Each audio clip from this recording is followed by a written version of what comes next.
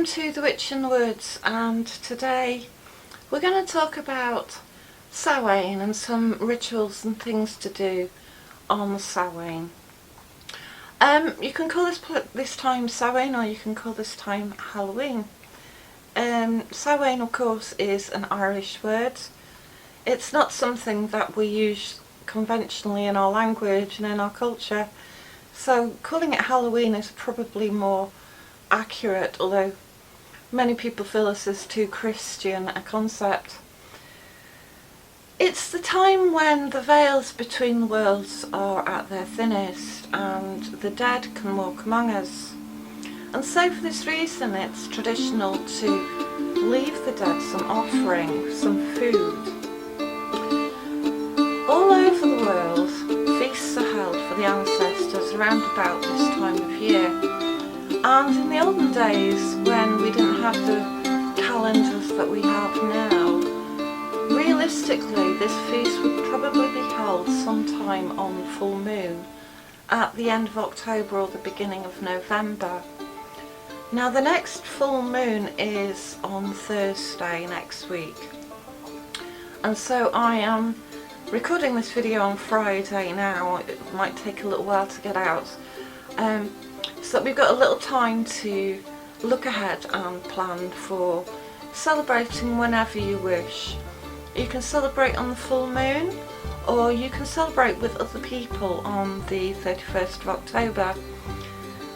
When there is a lot of people celebrating together, there tends to be more energy focused on that situation, on that occurrence, which amplifies the whole energy of the festival.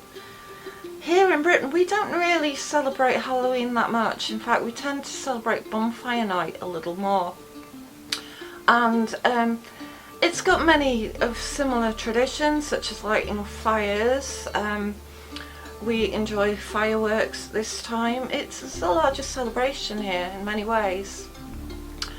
And so in America, of course, you celebrate Halloween in a much grander style. Sounds like a lot more fun, to be honest. We don't really have much trick-or-treating anymore around here.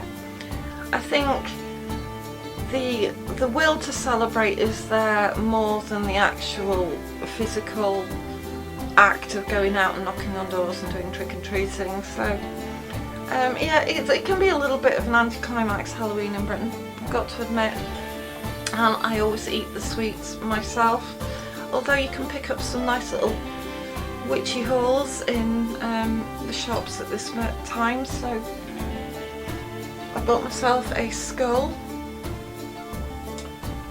Yeah, and I'm not greatly into skulls, but at this time of year a skull is actually a really good thing to have around. Skulls are very traditional to remember the dead and to remember the ancestors.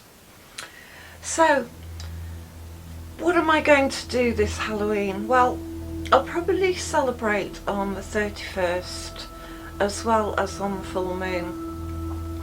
And I think the full moon will be more of a private celebration, whereas the 31st will be more the traditional celebration. So venerating the ancestors and venerating the dead happens all over the world at this time of year. And it's very traditional to leave feasts out for ancestors, or to leave offerings out. Why though do we venerate our ancestors? Well, the common notion is that it's ancestor worship, and that it's something that's very old, and that people see the ancestors in many ways as very similar to being deities. This is a bit of a misconstrued idea. The ancestors aren't worshipped so much as venerated, and the idea is that the ancestors continue to live in another world so long as they are not forgotten. A lot of the Egyptian mummification process was to retain the person's the person's spiritual body, so that in many ways they had an eternal life and eternal presence on earth, and could be appealed to for help in our world and for aid and assistance for the living. So in China, they venerate the ancestors by remembering their names, and they have ancestral shrines where they have tablets with the list of their ancestors' names on the shrine, and in this way the ancestors are never forgotten. In our day and age, we rarely remember many generations of names, unless of course you've gone deeply into your family tree, but generally it's not easy to remember the names of their ancestors, and even harder to remember much about their lives. So because we have no shrines to ancestors, we particularly choose this feast day to honour them and feed the spirits. Now, Halloween is a Christian name for the same festival, and through understanding Halloween we may get more of a concept of how to celebrate and what the whole season is about. So the Christians had a feast for the celebrated dead on the 1st of November, and they called this feast All Hallows Day. And obviously All Hallows was to remember the hallowed ancestors, the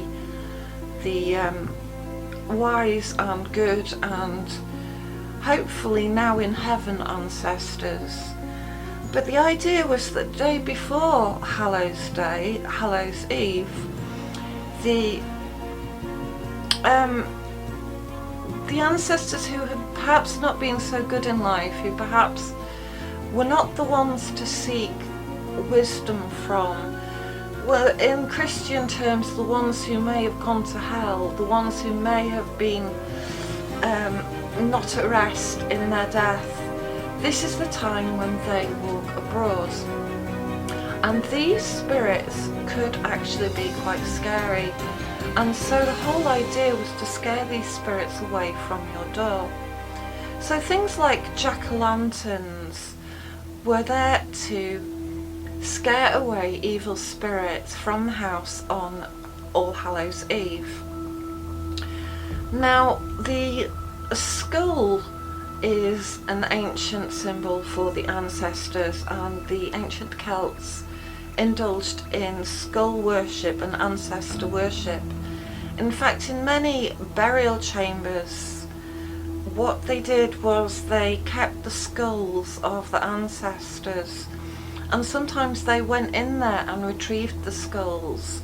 They also had rituals like drinking from the skulls, and this is obviously symbolic of drinking the wisdom of your ancestors or of a hallowed and powerful person.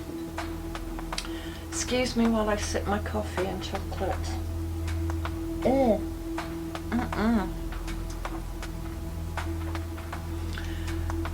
So the spirits that walk abroad on Halloween were feared, and they were quite often feared by the Christian Church as also being the fairies and the elves, i.e. the spirits that weren't the Christian spirits but were maybe older spirits, perhaps belonging to ages gone by.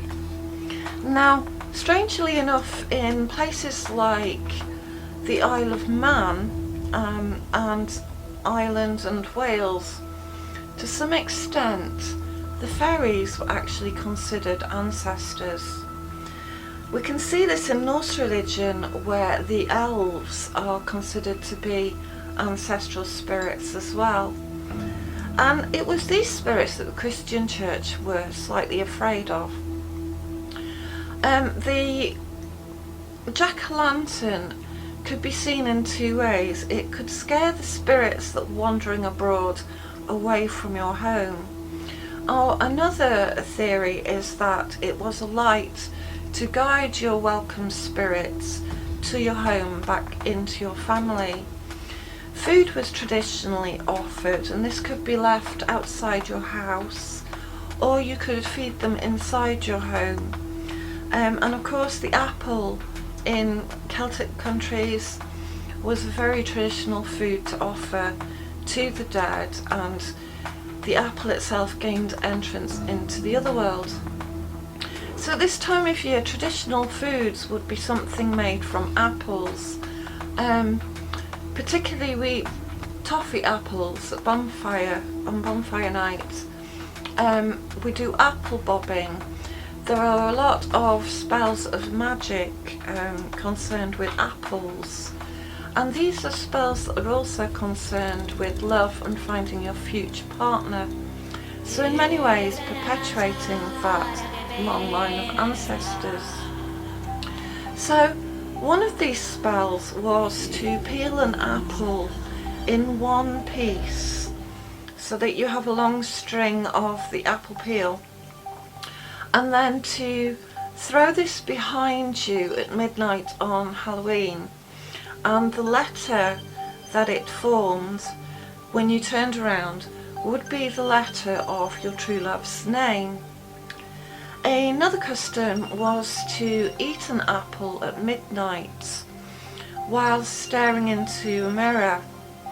And if you did this, it would have to be at midnight. You could see over your left shoulder the spirit of your beloved or your future beloved, so that you could see his face.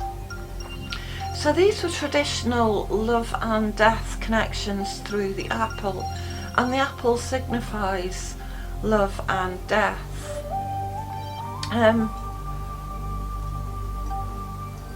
The Celtic otherworld was also called the land of apples, and so to gain entrance to the otherworld you would offer a gift of an apple to the dark goddess or to the ancestral spirits, and through this gift then you could gain entrance into their world and learn their wisdom.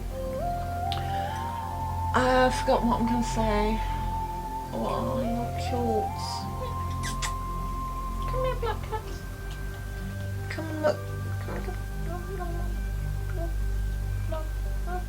Oh, right in there. Getting shot. A black cat. Oh, Chico. So there was also a superstition that you should not pick apples after Halloween, because after Halloween apples were left for the fairies. And so the food that was on the tree after Halloween was left there for fear of offending, yet again, the fairies and from eating their food. So this was another traditional method. Of course, Halloween is a great time for pumpkins and for pumpkin pies and butternut squashes, which is a great food to eat when you've been out for a lovely autumn walk and you return home. It's also something very useful to make with the pumpkin that you may be carving, so that things don't just get thrown away and end up in a bin.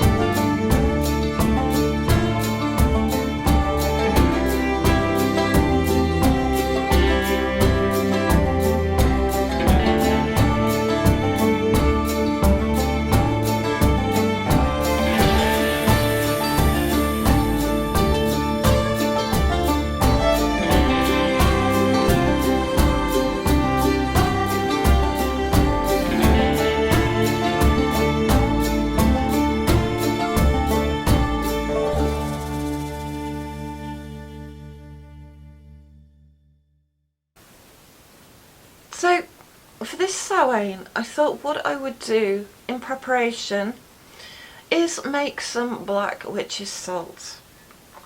And black salt can be used for banishing and binding. It's very good for protection. It can also be used banefully for hexing. And so, like anything, you can use it beneficially or you can use it in baneful magic to protect yourself. So I'm going to make some black witch's salt. I'm going to use this to sprinkle around my home and my doors to keep away unwanted influences, to keep away baneful spirits, or maybe even malevolent people or unwanted energies from coming and passing my threshold and disturbing the peace of my house. So what I'm going to make is some black witch's salt. Now this is quite easy to make, and for this traditionally you just need to use some kind of black ashes or some charcoal, or what I would be using is some coal dust and also ashes from my hearth fire. I'll just get you in there. Chico, you're so cute to see Chico. Oh, black cats. Oh, you are, sweetie. I think you can just see him. It's hard to tell because I've got digital things all over the place. So yeah, I will burn some charcoal. A little charcoal block will do. You can also use charcoal that you could buy as a supplement. You can add this to black salt. And you want to gather ashes and mix them in with normal everyday salt. You can use sea salt, you can use table salt, you can use pink Himalayan salt if you want. The idea is to mix it all together with the idea of protection and banishing. So on my charcoal block I am going to burn some protective herbs, and these are going to be traditionally things like mugwort, willow. I'm going to burn some rosemary, some sage, also some rowan. Rowan's a very traditionally protective tree. You could also burn some blackthorn, or any plants that are growing in your climate or in your area that you know have a reputation for being protective and banishing. You could burn some apple as well at this time of year, and I'm going to burn them all down on a charcoal block, adding the herbs as I go so that I get a protective ash.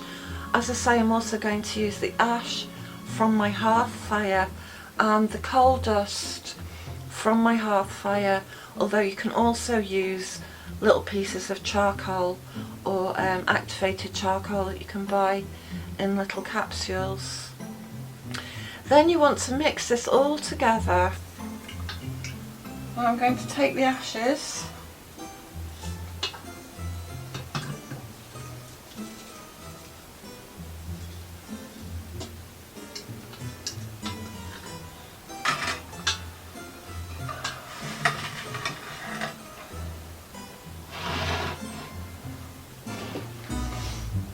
going to add a little bit of salt to them.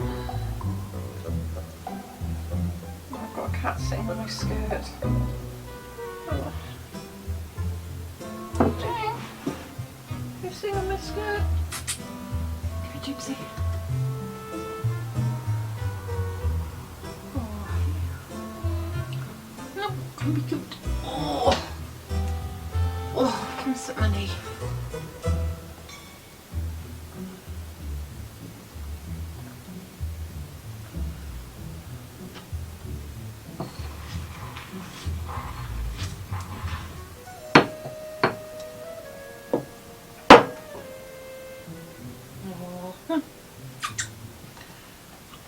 So yeah, I want to add a little bit more salt. Mainly to feel of salt and not of ash.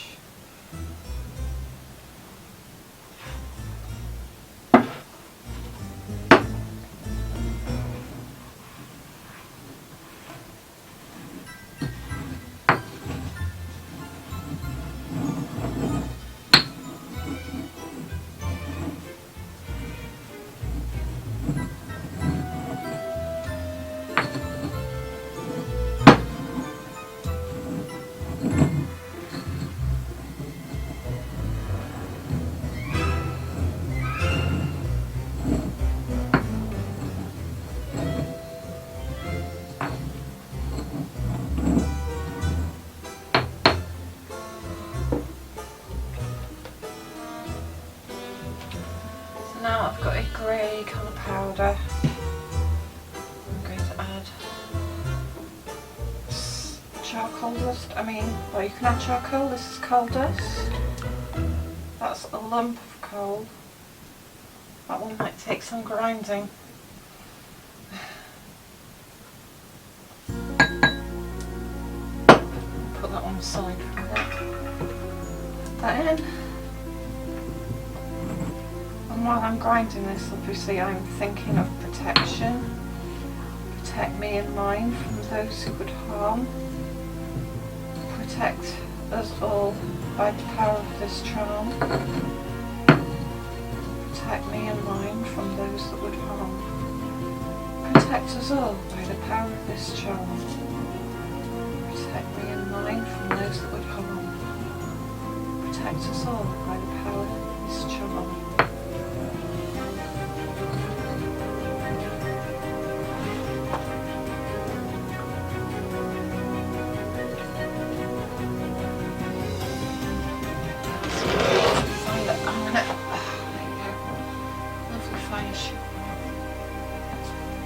Cold in there.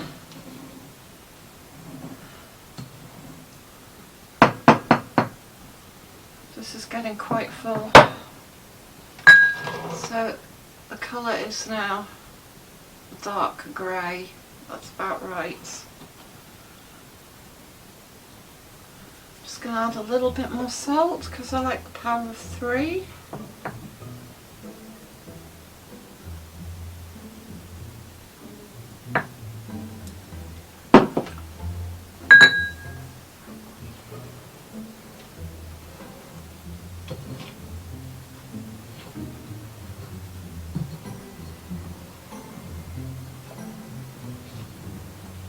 Protect me and mine from those that would harm. Protect us now by the power of this charm.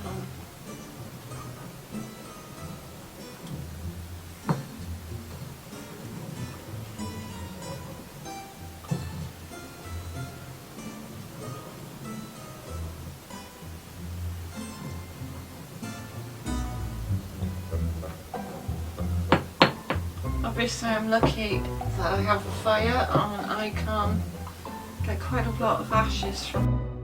So to store this bottle away, and then whenever you need it you can use this black salt to banish or bind. So if somebody's bothering you, you can symbolically either throw the black salt after them, you can throw the black salt on their footprints, you can layer the black salt on the doorsteps so that they cannot cross that energy that you've put there. You can protect the boundaries of your house with black salt in your garden. You can use it at Halloween just to sprinkle around your home, the windows, the doors, the entrances like the chimney piece, and this will stop the evil spirits from taking up residence in your home through the winter. If somebody's bothering you, you can mark the boundary, say it's a bad neighbour you might have. You can mark the boundary between your space and their space. It can be used banefully to hex somebody. I wouldn't recommend this as it tends to rebound But if somebody really has started interfering in your life, then black salt is a great technique for just protecting your own, and for sending a little baneful magic their way if they're trying to bring negative energy your way. Protect me and mine from those who would harm. Protect us all by the power of this charm. Of course, it's a good time to go and remember our ancestors, and so it's maybe a time to go and visit a grave or leave some flowers. If you can do that, if you can go and contact your ancestors that way and just give them a little bit of veneration and gratitude for the life they gave you. So thank you for listening, and I wish you all a very happy Halloween and a blessed Samhain, and I hope to speak to you all again soon. Cheers, bye.